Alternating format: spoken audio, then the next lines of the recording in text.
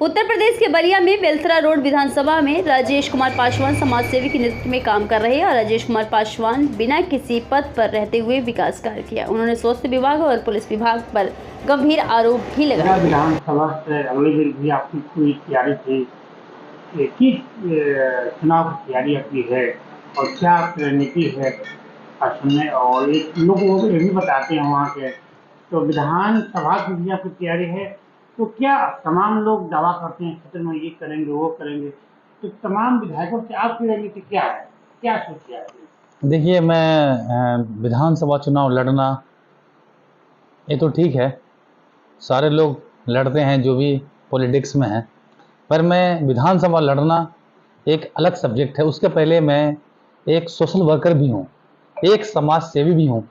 आप मेरे बारे में पता कर सकते हैं। मैं दलित, बैकवर्ड, शोषित, वंचित लोगों के एक नेता थे, शारदानंद अंजल जी।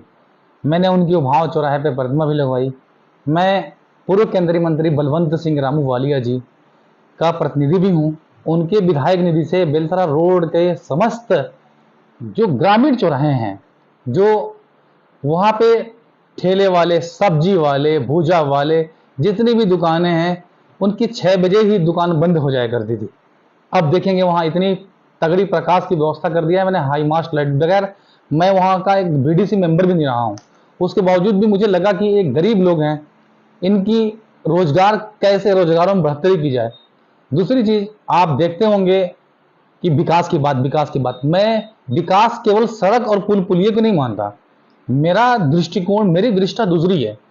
आप बता दीजिए, मैं आपसे पूछना चाहता हूं, आप पत्रकार बंधु से, आप 25 साल में मुझे बता दीजिए, पूरे जनपद में 20 सालों में मुझे बताइए एक ऐसा जनप्रतिनिधि जो ईमानदार हो, एक ऐसा एसडीएम बताइए, एक ऐसा आप दरोगा बताइए, आप बीडीओ बताइए, पीडी बताइए, जो यहां पे भ्रष्टाचार चल रही है उसको मिटाने का काम किया हो। आप जब यहां से, आप हेल्थ पे 2 मिनट हम बात कर लेते हैं कि आप यहां से लखनऊ चलिए, आप जाएंगे, कोई गरीब आदमी, ठेला खुमचा सब्जी वाले का बेटा अगर अपने बच्चे को लेके जाए इलाज कराने के लिए, देखता है मेदांता दूर से, अपोलो को देखता है, अपने बच्चों को अपने हाथों में बांध के सोचता है ये मेरे लिए हॉस्पिटल नहीं है, ये तो अमीर लोगों के लिए है।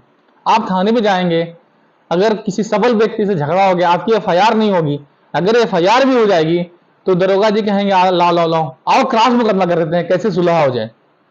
तो जहां इस तरह की हेल्थ की व्यवस्थाएं हैं, लर्नर्स की व्यवस्थाएं हैं, एजुकेशन देख लीजिए आप, भाई आप पूरी सरकारी विद्यालय को क्यों नहीं प्राइवेट कर देते? भाई जो सरकारी विद्यालय हैं वो तो गरीब बच्चों को, मतलब पूरा, हमको लगता है जनपद इस बात को जानता है कि खोज करके लाकर संख्या गिनाई जाती है गरीब बच्चों की।